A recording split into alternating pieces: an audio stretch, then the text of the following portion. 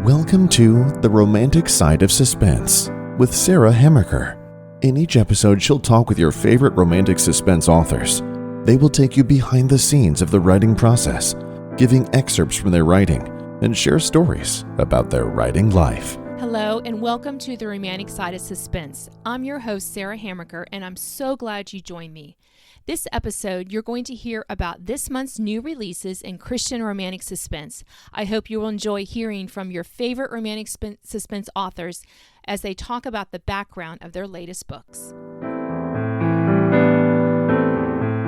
Hi, and before we get into some other authors for this month's Quick Takes, I wanted to share a bit about my romantic suspense, Justice Delayed, which is releasing in May as well. I'm going to start with why I picked my heroine's name. Her name is Melinda Harmon, and she grew up in the Appalachian Mountains of Virginia. Her first and last names were some that I found in lists of Appalachian families. I wanted to give her an unusual name and one that had its roots in the Appalachian Mountain family, since that's where she was from. Now, for my hero, Brogan Gilmore, who is an investigative reporter, his greatest fear is the fear of failure. He cut corners to jumpstart his investigative career years ago, and he's been clawing his way back to that career ever since. But he's been given a second chance at a small newspaper in Fairfax, Virginia. He doesn't want to blow it, so he's extra cautious. He has that fear that he's dealing with. Who or what does my villain love the most? Family. Protecting their family is what drives this individual the most, and that's all I can say without giving anything away.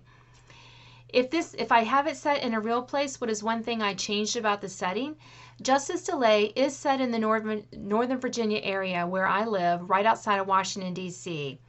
I like to use real locations, so if you're a native of Northern Virginia, if you visited here frequently, you might recognize some of the locations that I use, like roads or some stores or restaurants. But I did add some houses. I did play a little bit with the geography and locations of some things to benefit the story. What is the underlying positive message of this story? I love as Christian authors that we can add that to it. And for Justice Delayed, the book 1 in my Seeking Justice series is forgiveness and hope. I wanted to tell this story because I believe we all need more of these two key themes. Hope that tomorrow can be a better day and that our past actions don't define who we are, and forgiveness even when the person who has wronged us doesn't ask for it. I think those are, forgiveness and hope are two themes that really can resonate with us. And I'm going to close my time with you before we get to some other authors with my book's tagline. After serving her time, a convicted murderer tries to clear her name with the help of a washed-up investigative reporter. I hope that you will enjoy reading Justice Delayed. And now let's talk to some other authors about their May releases.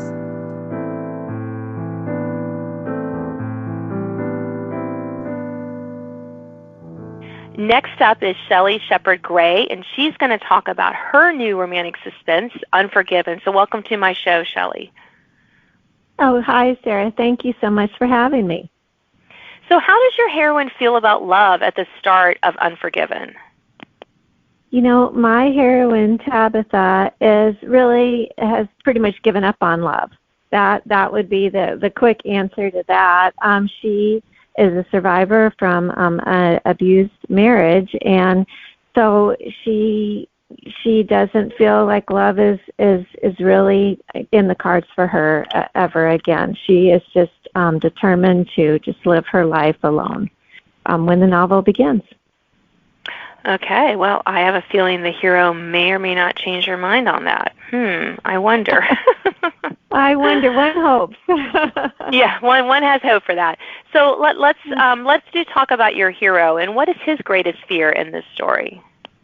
You know, both of my characters just have some really dark past, and my hero, his name is Seth Zimmerman, and he is former Amish, and one of the reasons he's former Amish is because he killed a man and he was in prison. So his greatest fear is that the community and everyone his family, his friends, his acquaintances, everyone will judge him for the worst moment in his life instead of seeing everything that he has done since then and before that this accidental death that he's responsible for happened. Okay. That's definitely setting up for some great tension in your book, which brings us to the villain who creates their own tension. Why did you decide to make this person the villain? And feel free to not give away, who it is if you want to. Right. Okay. Well, it on this instance for this book, it is kind of an obvious villain. My heroine Tabitha, she finds out fairly soon, after the book opens, that her husband, who she divorced, he had been in prison for another altercation, but an assault, but he has been set free due to a technicality. So the reader knows right away, if he's out, then something's going to happen. And he was a bad person, so it was a very natural to want him to be the villain. Now as I worked on the story, it was just like, well, when I wonder when he's going to show up. And so for me as a writer and as the reader, everyone's just kind of waiting to see what happens then. Yeah. No, I love that. Sometimes even if we kind of know who it is, just that added tension of what's he going to do? What's going to happen? So, but let's talk about the story setting. Why did you pick this particular setting for Unforgiven? This novel, Unforgiven, is the first in a 3-book series, and all 3 books will take place in a real spot in southwestern Kentucky called Crittenden County. And the reason I picked it is for a number of reasons, but maybe the most important one for Unforgiven is just that it's such a different setting to base either an Amish romance or suspense, or just any kind of book. It's just a kind of there's a Kentucky, like it has the holler down there. There's woods. It's desolate. All the street signs are made out of old plywood painted white, and handwritten signs for the street names. It's just very different than maybe what some people might imagine as a very organized and clean and neat Amish community. So it made a great place to set a novel. Yeah, no, it definitely sounds intriguing. So let's switch to talking about what is the underlying positive message of this story. Well, the novel's called Unforgiven, and so as a listener might imagine, the overriding theme has a lot to do with about forgiveness and the concept of not forgiving someone or oneself. But on the flip side of that is God's grace and the meaning that as Christians we all know we're going to be forgiven, and so that is the underlying positive message. Also hope. It seems like they go hand in hand, and all the characters. There's 4 plot lines that go through this novel, and each one is struggling with a variety of concepts, but leaning on hope and God's grace. Yeah, I love that. Well, we are almost out of our time together today, Shelley. Can you leave us with what's one thing you want readers to know about Unforgiven? That even though it all sounds kind of dark, it really has a positive message, and it's terribly romantic, which I just love. So I hope readers will hold that close to their heart when they're thinking about this book. Okay, well, thank you so much for sharing today. Thank you. Thanks for having me. It was really fun talking about Unforgiven.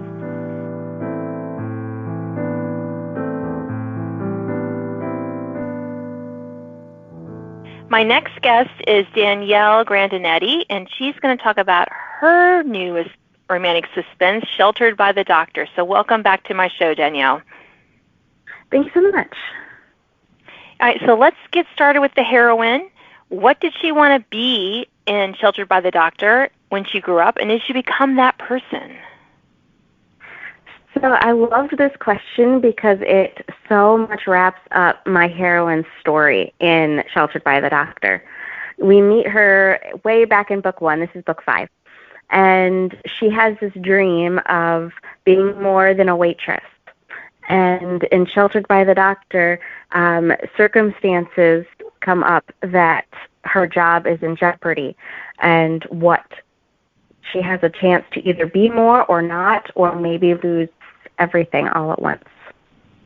Oh, yeah, that is exciting.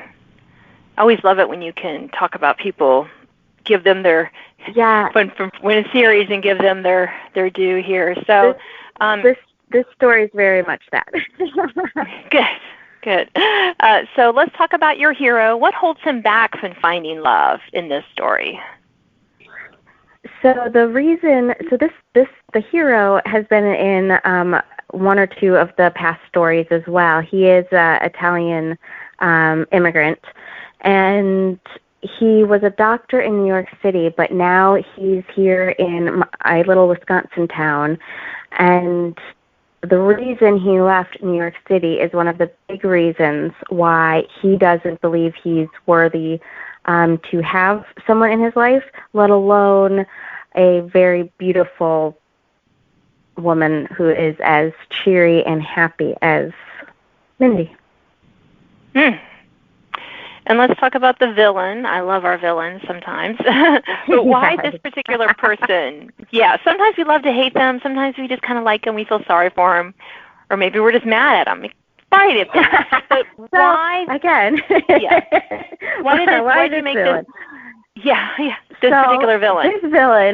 This villain has also been in stories, and he and my heroine have had a run-in way back in the first book. So whether he is the ultimate villain in the story or not, he is a villain in the story and definitely her nemesis.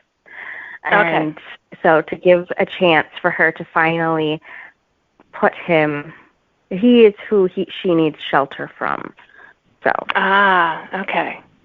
And what about the setting? How do you feel that moves the story forward? So this was a really fun, came out of research. In 1931, the summer of 1931, eastern Wisconsin experienced a heat wave. And I went back through so I'm a weather nerd. And I went back through all the historical data, and from what I could tell from, the National Weather Service and NOAA, although they've tracked data since the late 1800s. Since they began tracking, the temperature had never gotten over 100 degrees until that year. And the story takes place over the heat wave of the hottest day of that particular year, which, from what I could tell research-wise, was also the hottest day it had ever been in that particular area of Wisconsin. So, really cool. Well, it's fun. Yeah, I like it sometimes when we can weave in that interesting bit of knowledge or history into our books. And gives it that authentic feel. Yes. And since my hero is a doctor, pairing a heat wave and all the medical issues that arise, when they're not prepared, provided the perfect setting backstory.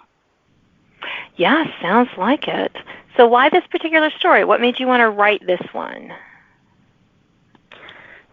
So again, back to the first book in this story, my heroine Mindy I knew she needed a story. I knew she needed a happily ever after. She's everybody's friend. And you know how, when you're everybody's friend, but you never get your happily ever after? Story after story, I couldn't find her hero. And then all of a sudden, this Italian doctor walks onto the scene, and I'm like, here he is. And so I have been really excited to tell this story because it's been like 4 books in the making. Yeah. Good. Well, I'm glad that she finally gets her happily ever after. Thank you for helping her out that way. So we're going to close our short time together now with, what is your book's tagline? My book's tagline, I just realized I did not have it pulled up. I will do a form of summary of it. I was all prepared, and then it. But the three main points of this particular story is that whether a fake relationship will keep her safe, but it might break their hearts. Ah, I love that. That's great. Well, thank you for sharing about Sheltered by the Doctor, Danielle. Yeah, you're welcome. Thanks so much for having me. I'm delighted, as always, to talk with another Sarah, this time Sarah Davison, about her new book, Every Bird That Falls. So welcome to my show, Sarah. Thanks, Sarah. Happy to be here. So we're going to dive right in and get started with the heroine. How does she feel about love at the beginning of Every Bird That Falls? Okay, so there's two answers to this because it's a dual timeline novel. So one of the timelines is 8 years earlier. It's the same characters. So 8 years earlier, she's just been broken up with by her boyfriend, and she's absolutely heartbroken and devastated. But she's really tough. She's been in the foster system and after her parents died, and so she knows how to take care of herself. So she's very independent, and she's determined that she's just going to forge on alone, and she doesn't need anybody else. In the present-day timeline, she's even tougher. She's been on her own. She's believed for 8 years that that everyone in her life had turned against her. And so she's determined that she's just going to be on her own, and she doesn't need anybody else in her life. So she's not at all open to having any love in her life. Ah, well, I sense things might change. Romantic suspense. Doo-doo. Don't give anything away. Right. So let's go about your hero, and something's holding him back from finding love. What is that? Yeah. So her ex-boyfriend, Tag, was the one who broke up with her, and he was heartbroken too. He didn't want to do that, but he was a really angry teen after watching his parents or witnessing his parents being murdered, and so he broke up with her because he was afraid that he would hurt her. So he has wrestled with guilt ever since because shortly after he broke up with her, Jay and her two foster sisters ran away from home, and they've been missing for 8 years. And he feels responsible for that because if he had broken up with her, she would have come to him instead. So he's dealing with all this guilt and also kind of obsessed with finding these three girls, and has absolutely no interest in getting involved with anybody else. Ah, yes, that's going to set you back a little bit, but I have faith in him. Things are going to turn out okay. So let's switch to the villain of your story. Who or what does your villain love the most? Okay, so my villain loved his daughter fiercely, but she was killed in a drive-by shooting.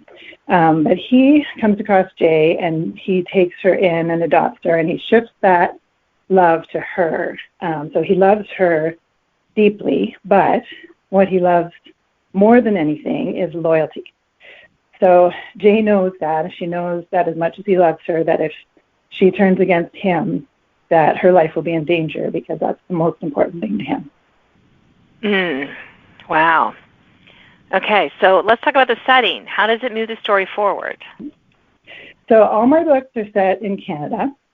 This one, the characters are from Toronto, but most of the story actually takes place in a remote cabin north of Toronto. And Jay and Tag get trapped there in an ice storm. So it's a forced proximity story. So the cabin represents one of the few good childhood memories of hers. So it kind of sheds light on her past, for one thing.